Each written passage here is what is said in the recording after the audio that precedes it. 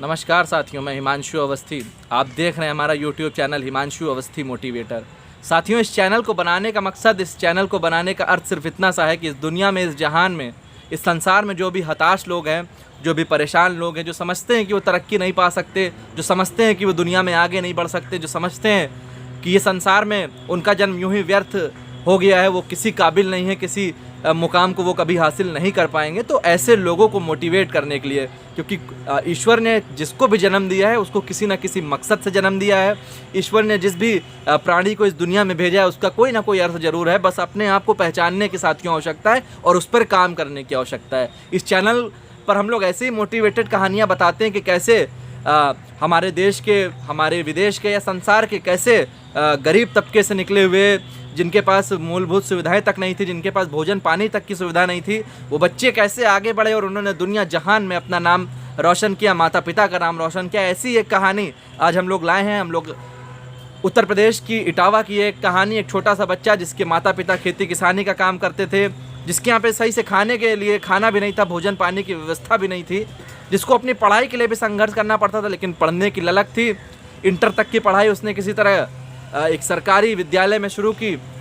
Inter तक पढ़ाई उसने पूरी की। इंटर तक पढ़ाई करने के बाद, चूँकि इटावा एक बहुत बड़ा ज़िला नहीं है, एक बहुत बड़ा डिस्ट्रिक्ट नहीं है इटावा, वहाँ से उस बच्चे ने ये पढ़ाई शुरू की और वहाँ से दिल्ली के एक हंसराज कॉलेज है, दिल्ली का सुप्रसिद्ध हंसराज कॉलेज है, आप गूगल करके देख सकते हैं। तो वहाँ पर ग्रेजुएशन करने की जो चाहत थी उस बच्चे के अंदर थी, वहाँ से उसने ग्रेजुएशन का फॉर्म मांगा। जब क्लर्क से उसने फॉर्म मांगा तो क्लर्क उसकी वेशभूषा को देखकर हंसने लगा। क्लर्क ने कहा कि तुम्हारी जैसी वेशभूषा है, तुम कहीं से छात्र नहीं लगते हो, तुम्हारे कपड़े फटे हुए हैं, तुम्हारी चप्पल फटी हुई है, तुम्हारे कपड़े गंदे हैं। और 5 का सिक्का उस साथियों, उस बच्चे को जो 12वीं पास करके ग्रेजुएशन करने की तमन्ना लेकर हंसराज कॉलेज गया था, वहाँ पर उसके साथ ऐसी घटना की कि 5 का सिक्का उस क्लर्क ने दिया और कहा, ये लो बस पकड़ो, सीधे चले जाओ जहाँ से आए हो, तुम्हारे जैसों की इस कॉलेज को ज़रूरत नहीं है, हंसराज कॉलेज को। ये बहुत ही नामी कॉलेज है, यहाँ बहुत नामी लोग यहाँ पे पढ़ाई करते हैं। वो बच्चा बहुत ही निराशा से अपने आप को कुंचेटता हुआ आया, रोता हुआ आया। उसको अपने जीवन निरर्थक लगने लगा कि यार मेरा मजाक उड़ाया गया, मेरी हंसी उड़ाई गई, 5 रुपए देकर मुझे भगा दिया गया, उस कॉलेज में एडमिशन नहीं दिया। और उसी बात को वो बच्चे ने घर कर लिया साथियों।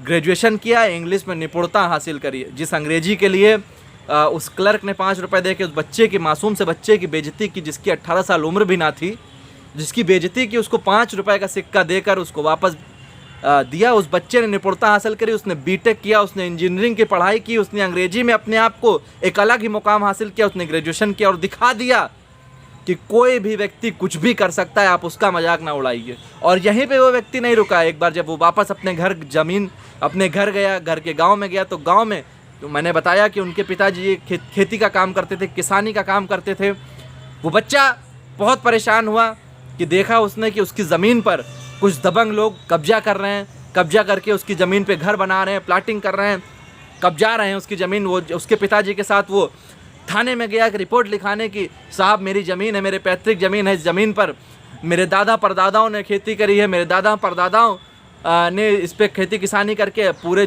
कुटुंब को चलाने का काम किया है। उसी तरह मेरे पिताजी भी यहाँ पे खेती किसानी करके अपने कुटुंब को चला रहे थे, लेकिन कुछ गांव के दबंग लोग, कुछ गांव के बाहुबली लोग हमारी इस ज़मीन को कब्जा करके उस पर अपना प्रोजेक्ट डाल रहे हैं, कुछ भी करना चाह रहे हैं। तो थानेदार ने उनके पिता की बहुत बेइज्जती की और इस बच्चे को थप्पड़ मार दिया, बहुत ज़ोरदार थप्पड़ मारा और भगा दिया वहाँ से, क्योंकि वो दबंग लोग उस थाने में पैसा दे चुके थे कि हम ये ज़मीन कब्जाने जा रहे हैं, अगर अपोजिट पार्टी से कोई आए तो आप उसको भगा दीजिएगा।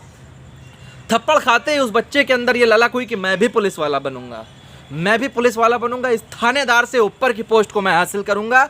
और यही लगन, यही डेडिकेशन के साथ उस बच्चे ने यूपी में या कि पूरे देश के अंदर बहुत कम लोग पहली बार में यूपीएससी का अटेम्प्ट क्लियर करते हैं साथियों। उस बच्चे ने मेहनत के साथ दिन रात पढ़ाई की, सारे काम रोक दिए, सिर्फ अपनी पढ़ाई पे फोकस किया, सिर्फ यूपीएससी पे फोकस किया साथियों। और वो साथियों बच्चा कोई और नहीं, वो नवनीत शिकेरा जी हैं, जो 32 वर्ष की उम्र में लखनऊ के एसएसपी बने। पहले अटेम्प्ट में अपने यूपीएससी क्लियर किया, उसके बाद 32 वर्ष की आयु में वो एसएसपी बने। पहली पोस्टिंग उनकी गोरखपुर हुई।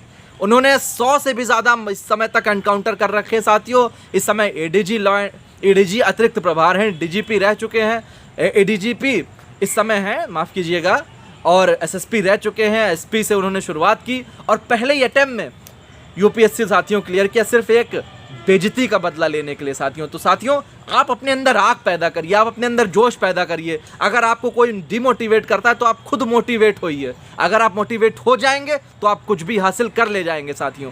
तो मेरा इस वीडियो बनाने का माध्यम ये 10-90 नवनीत शिकेरा जी वो व्यक्ति हैं जिसने 10-90 की शुरुआत उत्तर प्रदेश के अंदर की। आज हम लोग जो महिलाओं के लिए वुमेन हेल्पलाइन का अगर नाम सुनते हैं तो उसके पीछे कारण है 10-90, जिनका नाम है नवनीत शिकेरा जी। तो साथियों, इसी तरह से हम सबको भी अपने अंदर जोश पैदा करना चाहिए, अपने अंदर एक अलग जगानी चाहिए, ताकि हम लोग भी जीवन में बहुत सारे मुकामों को हासिल करें, जीवन के अनगिनत लक्ष्यों को प्राप्त करें। और ऐसा नहीं है कोई भी व्यक्ति कुछ भी नहीं हासिल कर सकता। अगर कोई भी व्यक्ति कुछ भी चाहे तो वो ज़रूर हासिल कर सकता है। दुनिया की कोई ताकत उसको नहीं रोक सकती। और ये वीडियो अगर आप सभी को अच्छा लगा हो तो आगे शेयर करिएगा, अपने दोस्तों को तक पहुँचाइएगा और अधिक से अधिक लाइक करिएगा और इस कहानी से ज़रूर मोटिवेट होइएगा। नमस्कार।